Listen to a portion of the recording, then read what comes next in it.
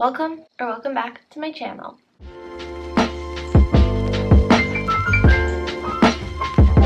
Today I'm going to be letting Little Library choose my reading, and this is actually the second video I've made of this. So this is part 2. I will link part 1 somewhere around here, but I did a first video of this and I ended up liking the book that I read so much that I thought that I would do it again. And so I went to the little library closest to me, the little free library closest to me, and I dropped off a book that I'm done reading and I'm not going to read again, and I picked out another book to start reading. But I'm actually also going to go to a second little free library, which is also near to me. Hi, honey. But it's a different little free library, so that I kind of get the experience and choices of going to 2 separate ones, because I do feel like the one closest to me is abnormally good.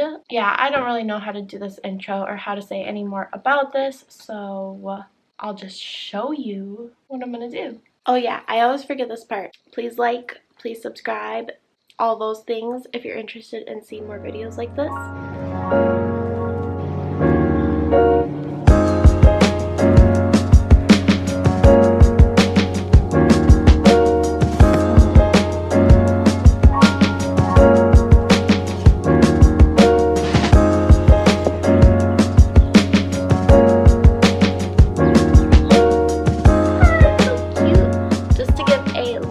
Update on Fight Club. I think like 5 chapters in, which isn't really very far. It's pretty similar to the movie, but I feel like it started off at the end of the story. I don't remember if the movie actually started at the end and then went back to the beginning or not, but the book does start off at like the end of the story. The way he's able to describe it more feels much more effective, honestly, than it did in the movie. As usual, I feel like the book just gets to go a little bit more in depth and be a little bit more effective in that way, without really descriptive language and things like that. And then obviously your brain gets to kind of process that and do the rest. So I feel like, of course, generally speaking, that's the case with books, and this seems to be the same. Honestly though, it's very similar to the movie so far, so it's not like very different yet. I'd imagine maybe I get a little bit further, it will diverge a little bit more, but stylistically, tonally, it is pretty similar. And I feel like if you know the kind of twist at the end, then reading it maybe a second time, there's a lot of, I don't even want to say hints, because they're not exactly hints or clues, but just a lot of references that if you already know kind of the twist, those references make a lot more sense. They make a lot of sense. So I really kind of like that all of those little details are in there, especially for if anybody reads it a second time or reads it after watching the movie or I like those little details peppered in that really make that ending make more sense, because he's referenced it a lot of times, so it doesn't feel like it's like an out of the blue thing. It definitely feels like it was planned. It makes a lot of sense. So I really like those little details peppered in. And we still haven't gone to the second little free library, so I think we're gonna do that. Honestly, it's really warm today, so I might do that tomorrow morning. But I'm excited to pick out another book. I'll update you once I've read more or once I've gone to the next little free library I'm gonna go to. Until then, just me hanging out with my giant blemish. So great.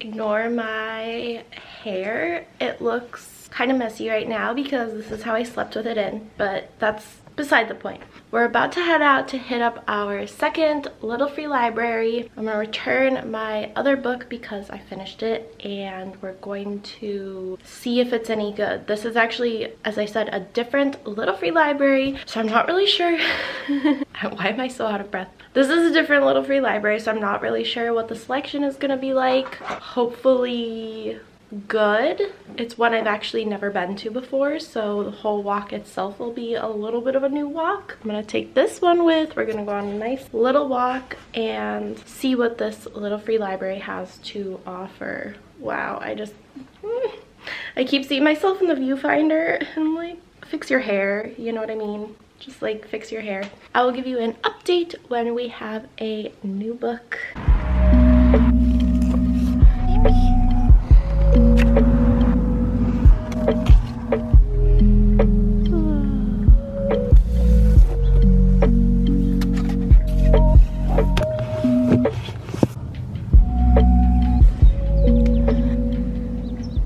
I'm here to give an update that I went to the second Little Free Library and I got the book Sharp Objects by Gillian Flynn, which I haven't read and I haven't seen the show or movie or whatever, but it's supposed to be good.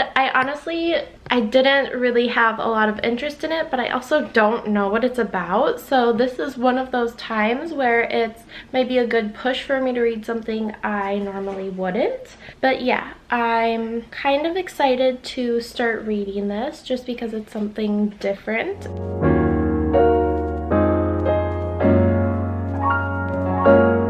I was not even in frame. So it's the next day after I got this book from the Little Free Library. I've gotten about, I don't know, maybe I'm like a fourth or a fifth of the way through.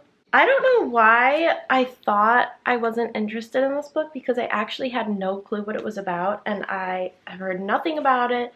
I didn't even read the back of the book. I just took it because I recognized the name. And it is so good. I think I understand why it's a bestseller now because I really, really like this. Apparently it's also from the same author as Gone Girl, which I didn't read, but I did see the movie of Gone Girl and that was really good. So I'm excited to see where it goes. So far, it's about this woman who is a reporter at like a mid-tier or like smaller newspaper in Chicago. She returns to her hometown. It's like a really small town in Missouri because this one little girl was murdered and another little girl was abducted there. Then the second little girl's body turns up while this main character Camille is there. So it's just kind of interesting because she's kind of investigating this and covering the story, but she's also dealing with some of her own personal issues with returning home for the first time in 8 years. It's kind of an interesting setup so far. There's also this detective that they brought on to work on the case from Kansas City, I believe. And so there's some interesting dynamic going on between them. And yeah, so far it's a really, really good book, honestly. Like, I'm so excited to keep reading it. It has me very excited. It's probably been a couple books since I've really fully been this excited in a read. So very excited to see where it goes. I'll give another update a little bit later. Look at this cup.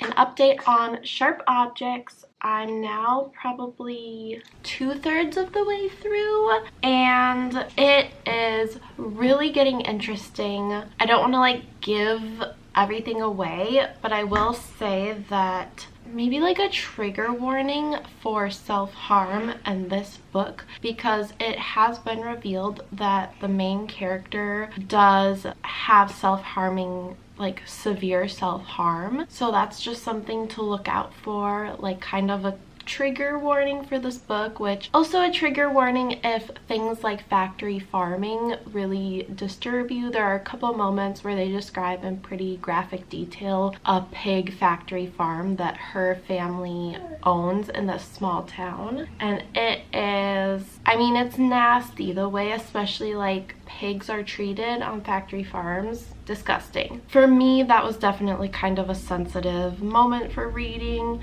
I could still keep reading, but it definitely disturbed me for a little bit afterwards. In general, I think that this book is pretty dark, honestly. Obviously, it's dealing with the murders of two really, really young girls, but as our main character Camille kind of delves more into her past and her relationships in this town and gets into like her self-harming and things like that, it really becomes even darker, and you find some things out about like her half-sister and her mom that are just like weird small yet very disturbing things, if that makes sense. It's very hard to explain, but I really like the atmosphere this author is creating in this book. It's very dark, creepy, eerie, yet really unlike, I think, the mood I've felt from any other book I've ever read. But as I said, definitely that trigger warning should be there for people who might want to read this book. Coming from somebody who has struggled with self-harm in the past, I could definitely see this being something that if you're trying to get over that or in recovery for that, this might not be a great choice depending on where you're at in your recovery. That being said, it is a really good book. I'm definitely excited to get to the end of it, which I'm probably gonna do tonight. That's gonna be it for this video. Please like if you like this video, if you want to see anything more like this, and comment down below if you've also read Sharp Objects. Thank you so much for watching. I will see you later.